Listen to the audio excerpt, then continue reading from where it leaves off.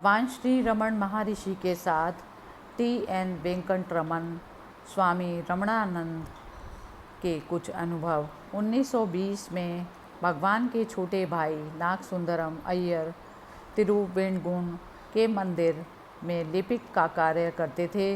उनका एक छोटा पुत्र था। नागसुंदरम की पत्नी का देहांत हो गया और उन्होंने संन्यास ग्रहण कर लिया तथा स्वामी निरंजनानंद स्वामी एवं आश्रम के सर्वाधिकारी के रूप में जाने गए। उनका संन्यास रमण आश्रम के लिए सौभाग्य की तथा उनके परिवार के लिए दुर्भाग्य की बात थी। 2 वर्ष के बच्चे की देख रेख करने वाला कोई नहीं था। माँ दिवंगत हो गई थी तथा पिता ने संन्यास ले लिया था। ऐसी विषम परिस्थिति में महर्षि की बहन, जो अथाई के रूप में जानी गई, ने बच्चे की जिम्मेवारी ली और उसे प्यार एवं दुलार दिया। यह बच्चा उस पूरे परिवार का इकलौता वंशज था।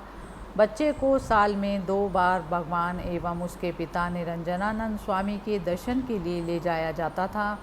अथाई तथा उनके पति जब भी आते, वे तिरुवन्नमलाई के में पर्वत के निकट एक मकान में रहते। अथाई हर दिन प्रातः बच्चे को लेकर ऊपर पर्वत पर जाती और शाम को लौटती थी। वह बच्चे को स्कंद आश्रम में छोड़ जाती थी। आरंभ में उन्होंने ऐसा करने में भय लगता था, किंतु भगवान ने उन्हें आश्वासन दिया कि वह उनकी सुरक्षा में है, तो उनका डर चला गया। रात्रि को बच्चा भगवान के पावन हाथों से भोजन करता तथा भगवान उसे अपने बगल में पुचकार कर सुला लेते। उन्होंने भगवान की वही ममत्व दिया जो एक माँ देती है। प्रातः वह झरने के पास बच्चे को ले जाते तथा पाउडर से उसके दांत साफ करते एवं मुंह धोते थे। प्रातः अथाई दौड़ती हुई आती।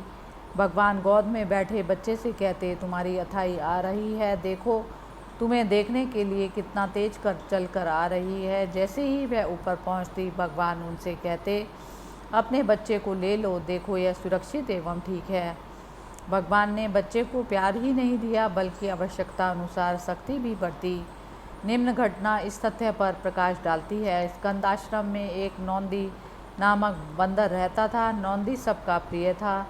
महर्षि का आदेश था कि जो भोजन शिष्यों को दिया जाएगा, वह बंदर को भी दिया जाए। यदि वह अनुपस्थित रहता है तो भी उसका हिस्सा रख दिया जाए। ऐसी परिस्थिति में भोजन गुफा के भीतर एक खिड़की के पास रखा जाता। नंदी अपने हिस्से का भोजन बाद में आकर खिड़की से ले लेता था। लड़का एक बार स्कंदाश्रम आया। उस दिन सभी भक्तों को मिठाई मिली। मिठाई का आनंद उठाया। उसे बच्चे के रूप में दूसरों की तुलना में अधिक मिठाई दी गई। बंदर उस दिन अनुपस्थित था। इसका हिस्सा खिड़की के पास रखा था। लड़का अपना हिस्सा खाने के बाद खिड़की के पास गया और उसने बंदर के हिस्से की मिठाई खानी आरंभ की। अचानक बंदर आया। उसने खिड़की खोली कि बच्चा उसका हिस्सा खा रहा है। उसने गुस्से में बच्चे के गाल पर एक थप्पड़ मारा। बच्चे को झटका लगा और भयभीत होकर चिल्लाने लगा। भक्त उसे चुप करने लगे। उसी समय भगवान वहाँ आए। स्थिति को देखकर उन्होंने बच्चे से कहा, तुम इसके हकदार हो। तुम्हें बंदर का हिस्सा लेने की इच्छा क्यों हुई? तुमने पहले ही पर्याप्त लिया था। उससे संतुष्ट रहना चाहिए था। बच्चे को उपदेश के रूप में उस समय जो मिला था, वह उसके साथ जीवन पर्यंत रहा।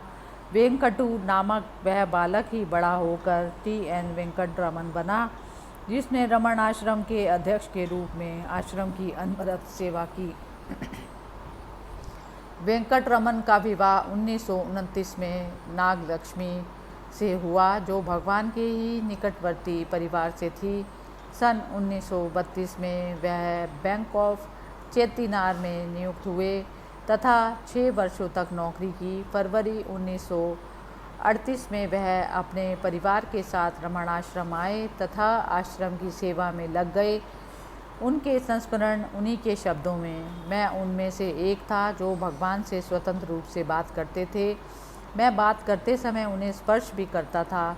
मैं जब भी भगवान से सर्वाधिकारी की शिकायत करता तो वह सदैव उनका पक्ष लेते हुए कहते, वह ऐसे ही हैं, क्या किया जाए, हमें समन्वय करना होगा।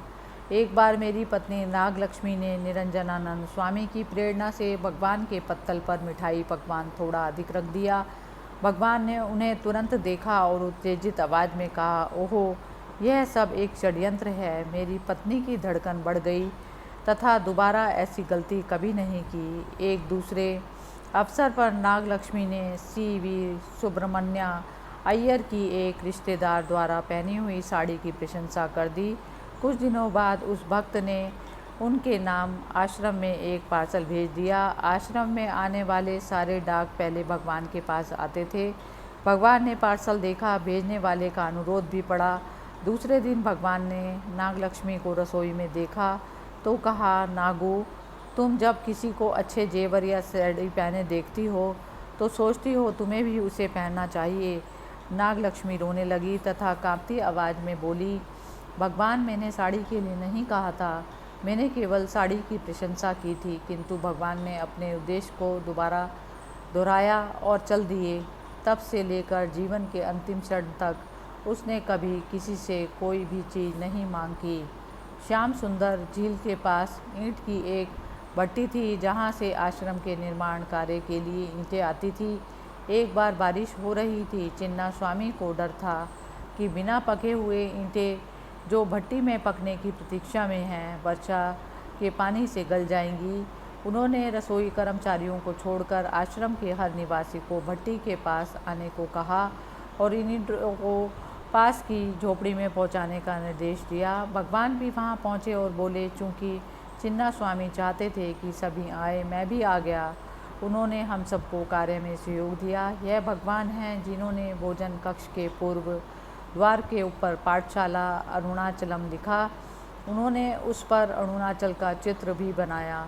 श्री चक्रमेरु की स्थापना के समय वहाँ केवल भगवान चिन्ना स्वामी एवं राजगीर थे। चैडविक ने मुझे मंदिर माँ के में जाने से रोका, क्योंकि चिन्ना स्वामी का आदेश था कि किसी को भी अंदर जाने की अनुमति ना दी जाए।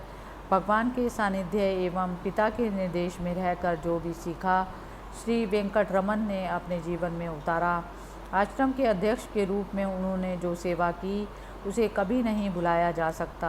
आश्रम के विकास एवं विस्तार में जहाँ महर्षि का अनुग्रह है, वहाँ स्वामी रमणानंद की अथक एवं अनवरत सेवा एवं भक्ति सम्मिलित है।